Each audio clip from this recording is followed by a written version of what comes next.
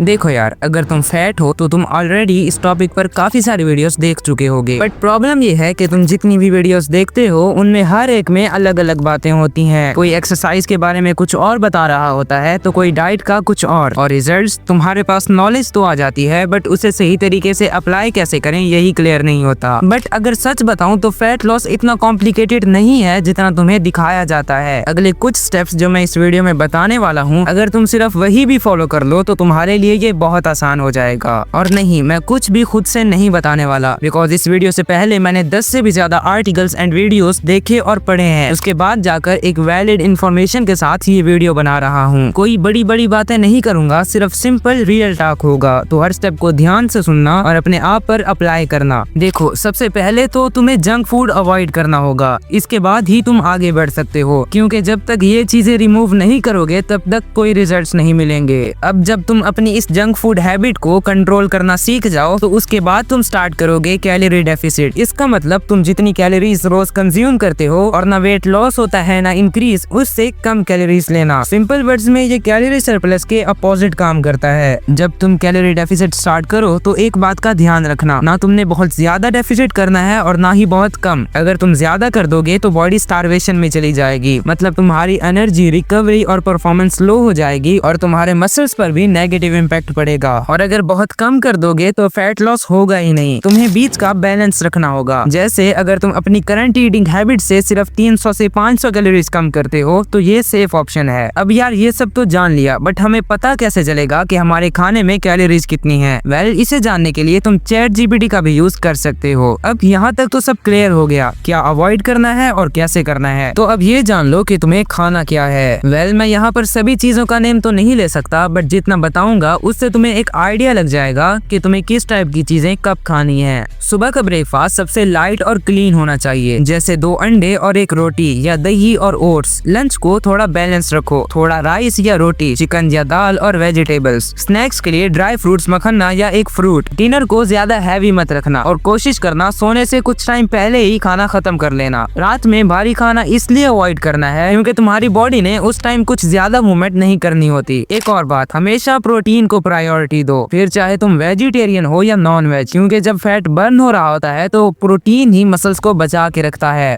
Exercise के बिना fat loss incomplete है, लेकिन लोग यहाँ भी गलती करते हैं। सिर्फ कार्डियो पर फोकस करते हैं और सोचते हैं कि जितना ज्यादा भागेंगे उतना ही ज्यादा फैट गिरेगा, जो कि बिल्कुल गलत है। रियलिटी ये है कि स्ट्रेंथ ट्रेनिंग और बॉडी वेट एक्सरसाइजेज ही फैट लॉस के लिए सबसे इफेक्टिव हैं। जिम नहीं जा सकते या अगर तुम्हारा फैट इतना ज्यादा नहीं है तो कैलिस्थेनिक्स भी एक अच्छा ऑप्शन है। बट अगर फैट ज्यादा है और जिम भी जा सकते हो तो जिम जरूर जाओ। कार्डियो सिर्फ इतना करो कि तुम्हें सपोर्ट मिले।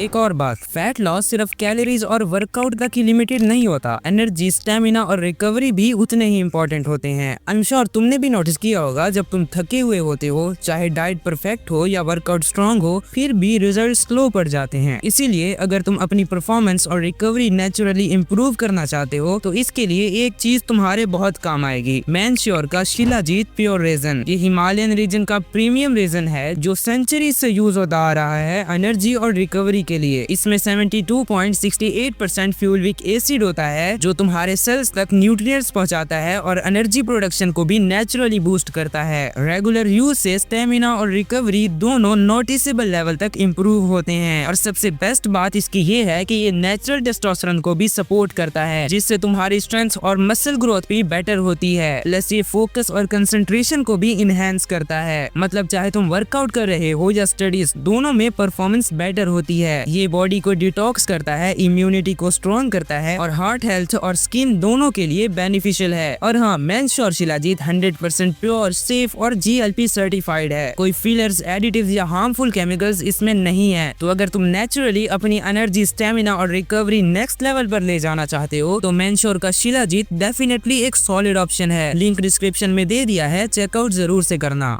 Now next is daily routine. तुम्हारा लाइफस्टाइल तुम्हारे रिजल्ट्स डिसाइड करता है, इसीलिए चाहे कुछ भी हो जाए तुम्हें इससे बेटर करना होगा। सबसे पहले तो 7 से 8 घंटे की नींद लेना जरूरी है, क्योंकि तुम्हारी बॉडी को रिकवरी की भी जरूरत होती है। और दिन भर में पानी पीते रहो, क्योंकि डिहाइड्रेशन फैट लॉस को स्लो कर देता है। हर मील के बाद 10 मिनट्स वॉक करो, क्योंकि ये डाइजेशन और फैट बर्निंग दोनों के लिए बेस्ट है। और सबसे इम्पोर्टेंट, स्क्रीन टाइम को लिमिट करो, स्पेशली रात में, क्योंकि फोन की लाइट तुम्हारी नींद को खराब करती है और तुम्हारा मेटाबॉलिज्म डिस्टर्ब होता है।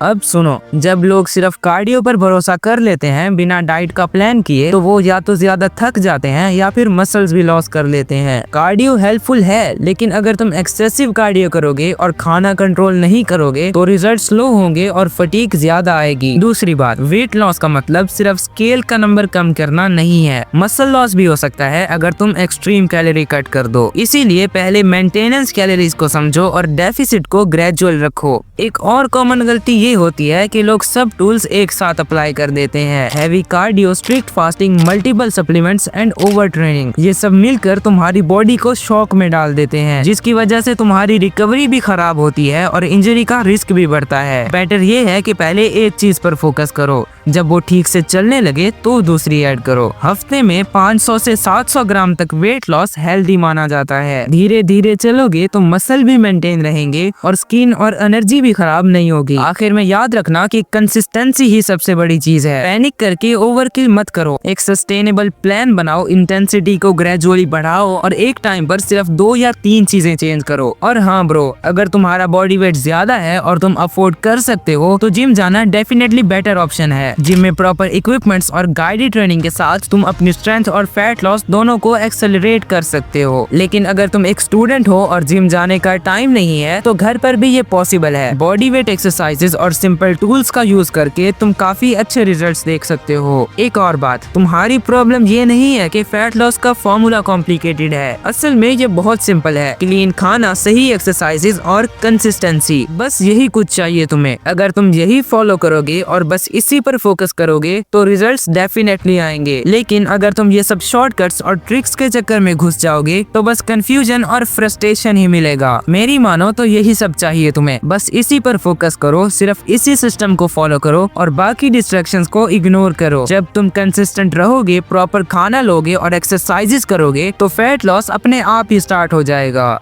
अब तुम्हारे पास सारी चीजें क्लियर हैं। तुम चाहो तो अगले 6 महीने बाद भी मिरर में वही बॉडी देख सकते हो और वही फ्रस्ट्रेशन फील कर सकते हो, या फिर तुम आज से स्टार्ट कर सकते हो और वो बॉडी बना सकते हो जिसके लिए तुम इतने टाइम से स्ट्रगल कर रहे हो। चॉइस तुम्हारी है।